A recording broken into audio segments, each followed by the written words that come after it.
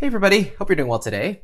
So in this video, I'm really excited to present to you the Walker 1955 Steinway D by Embertone. And it's really their first venture into piano sampling, and the result has been great.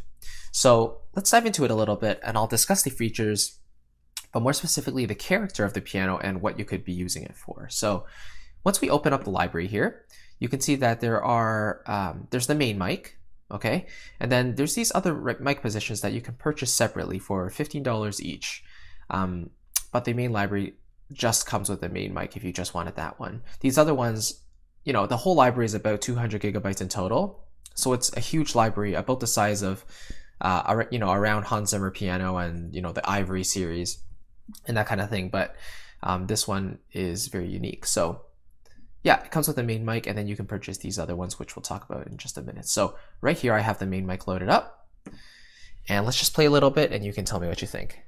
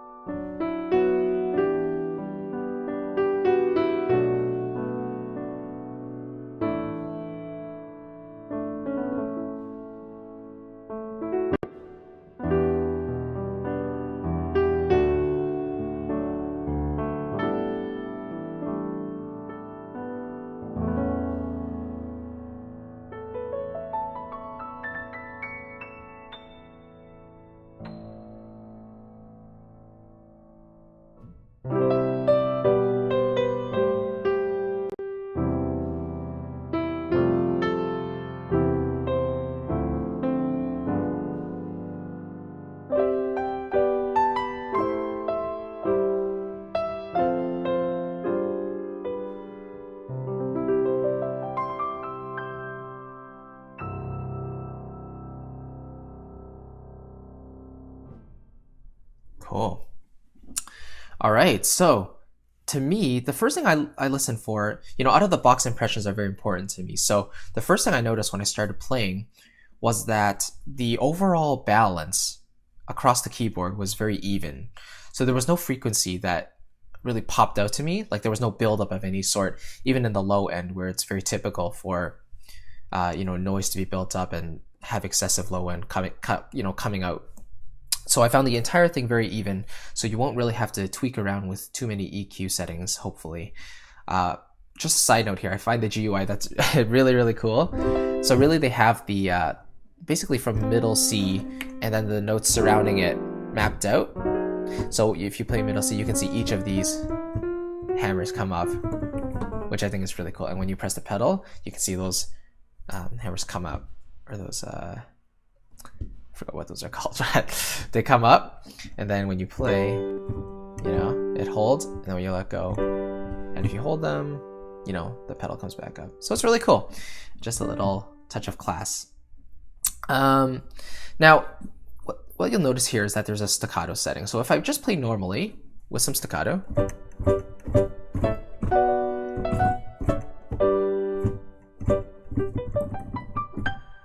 sounds pretty good, right? But they specifically recorded separate staccato notes just in case you really need that passage with biting staccatos.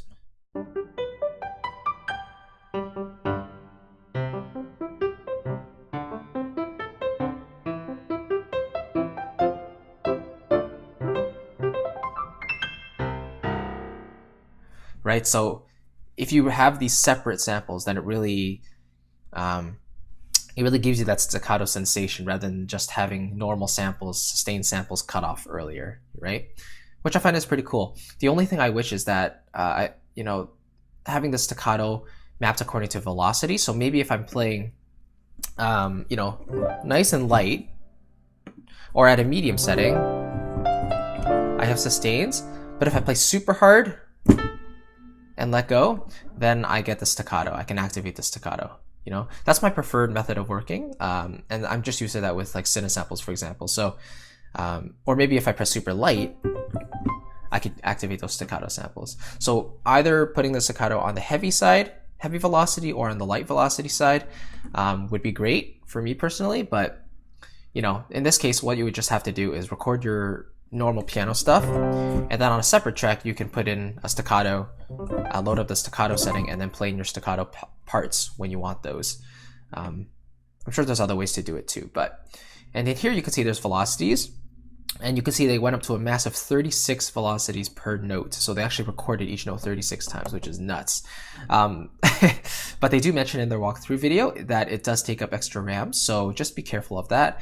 So I typically stick to around 12 or 18 for, you know, just regular piano work. And I find that's plenty enough for me. The unicorda sounds really, really nice and soft.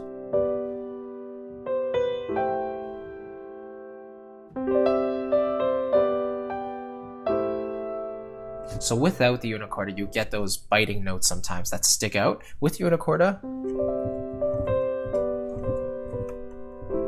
it's instantly a more soft and you know, lush tone, which I really, really like. You can turn on some round robins, you know, just to randomize a little bit more. Let's talk about the color a little bit. So spread is like mono, and then this side is stereo.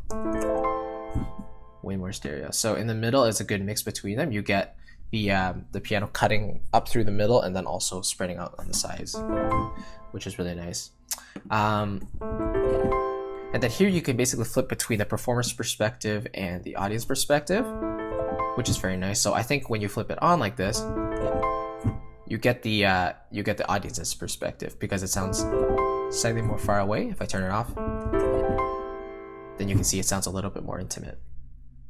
Here in the sweetening section, the tone basically takes out some low end, so it sounds slightly thicker. I mean, thinner, sorry.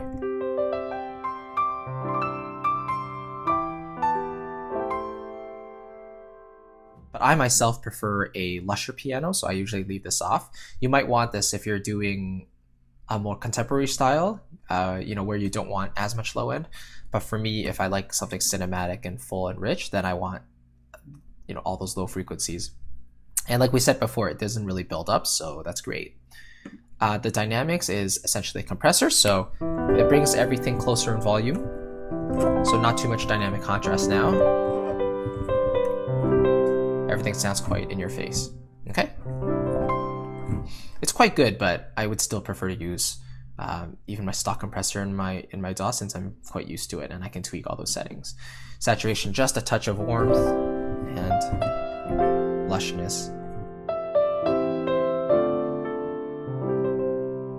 Really good if you're doing a solo piano, you know, thing where the saturation can actually be heard on the samples really well. You have your EQ, you can affect the lows, mids, and highs, and some reverb. And like in the Hyperion Strings review, they give you, you know, a ton of examples, a ton of options, and you can select them. But I actually like the concert hall settings the most. The other ones are quite good as well, but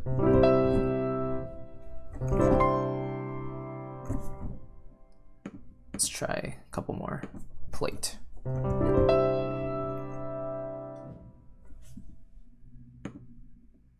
You know, the differences aren't that huge,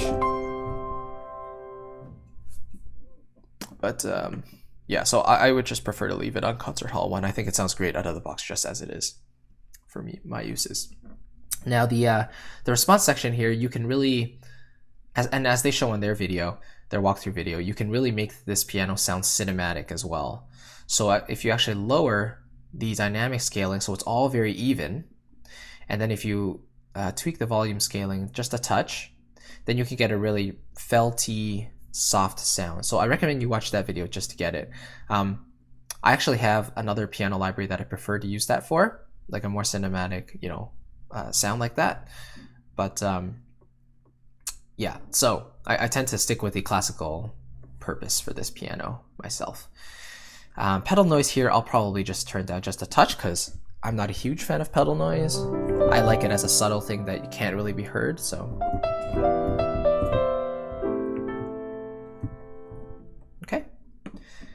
And these are just purging options if you don't want all these samples loaded. You can see here it's almost a gigabyte.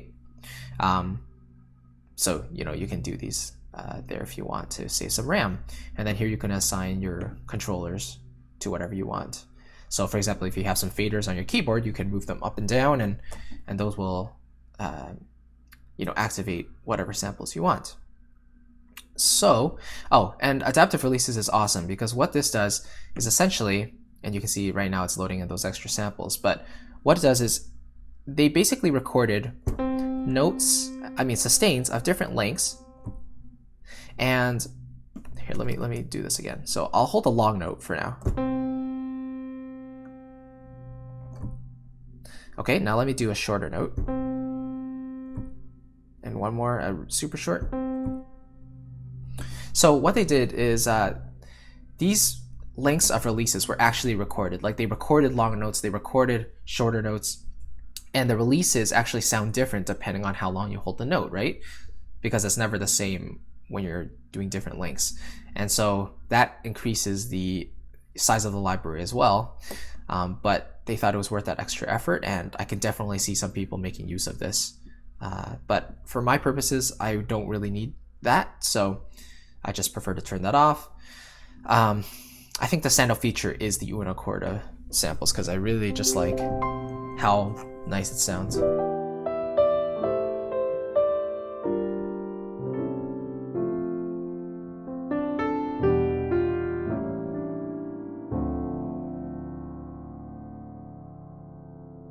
And it can sustain for quite long as well. All right. So that's just an overview of the main mic. Like I said, it's geared more towards a classical sound, which is very versatile, right? Because you have these sound design options here, and you can make it as cinematic or as poppy as you want. And again, with the staccato sample function, you now can only play staccato, but these staccato samples were specifically recorded for that extra byte. If you know Matilda's Naughty, like,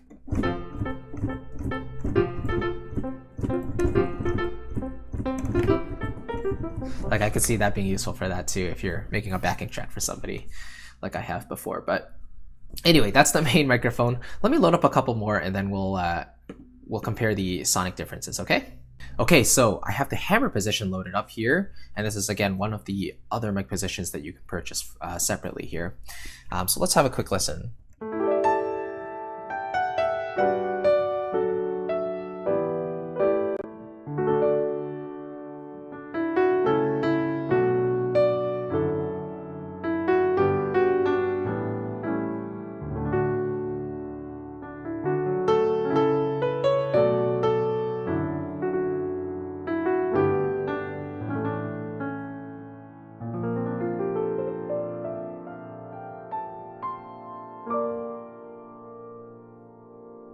So compared to the main mic position, I would say that this was a little more percussive, and you can really hear those hammers hitting the strings. That's why you get a little more like attack on the notes, and as a result, it's slightly thinner as well. So if you want some more of the low end, you can actually, affect the velocity response a little bit as well, and of course you can tweak with the EQs as well. But just out of the box, the hammer is a little more on the percussive side. So that might be good for more of a rock production or something like that, if you're looking for that piano that really cuts through the mix. All right, cool. Let's talk about the close position. Now this one I find is really intimate, and I really like this one. So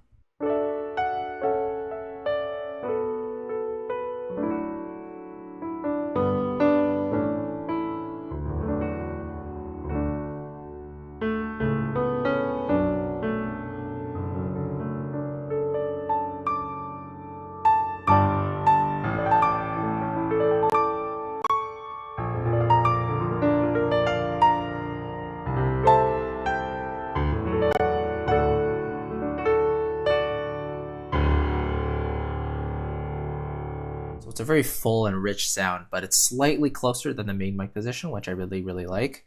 And just a side note, all these other mic positions have the same controls as the main mic does. So the hammer is a little more percussive, as we said. The close is closer, but also less percussive, and it just envelops the sound just a touch more. And now let's finally check out the binaural mic position, which sounds kind of like this. Sorry, I'll turn up the volume. There we go.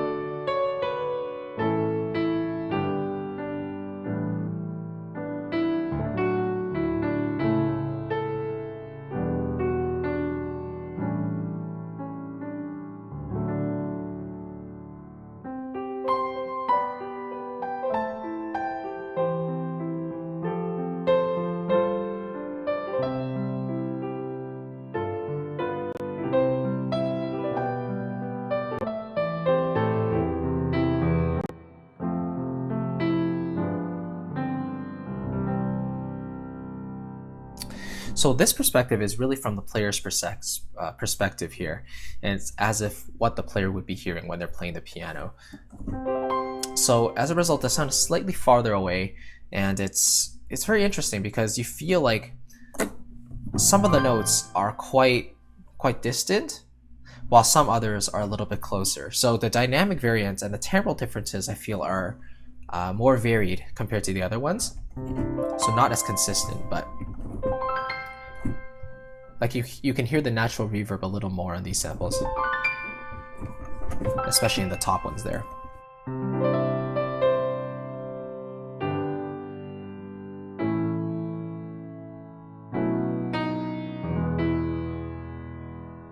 So in a way, it's a very authoritative tone as well. Like it really has a lot of character in this mic position, which I really like. Let me show you now the room and the wide positions. Okay, so the room mics, as you might expect, are a little more roomy and a little more reverberant.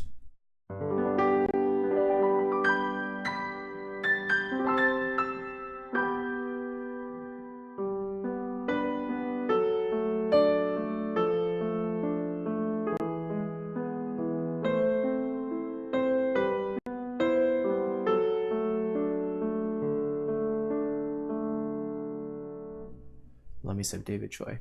So you can see that, especially in the high end, actually, it sounds more far away and roomy. In the lower register, it still sounds relatively close, but it is farther away than the main mic. So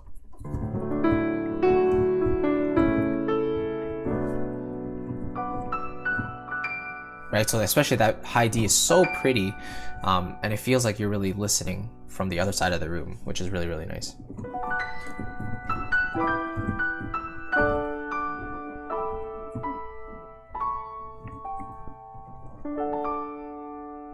Okay, so again, it's a really, really pretty sound as well. And finally, we have the wide position, which sounds like this, with the volume up.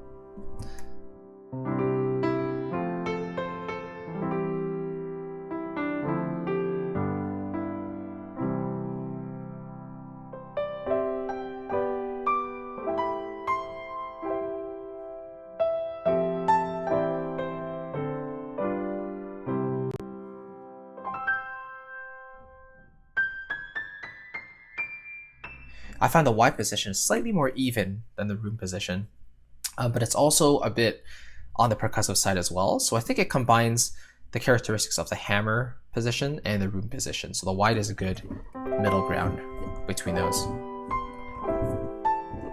Okay, so if I had to pick a couple favorites here, I think the close is a very warm and enveloping sound, which I really like. Of course, the main mic position will be my default go-to, because I feel like it combines the best of everything. The binaural is a very unique sound. So for some notes, you get the sensation of being quite far away, but for some other ones, you get the sensation of being quite close to the piano as well. So there's a lot of variance in the sound, which I do enjoy, and I'll be using that for more exposed solos. So for me, the main mic, the close, and the binaural are my two go-tos.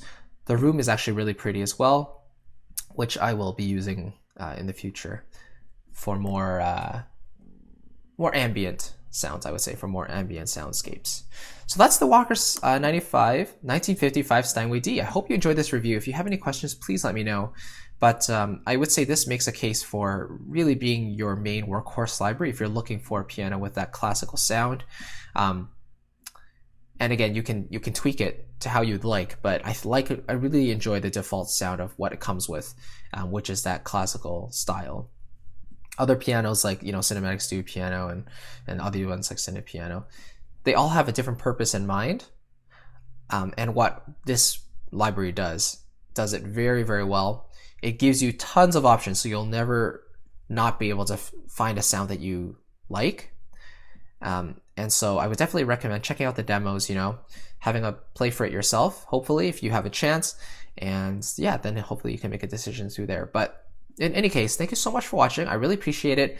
And yeah, feel free to leave your comments down below of what you want to see next and what reviews you might be interested in. So thank you so much. I'll see you in the next video. And until then, have a great day. Thanks, guys. Bye.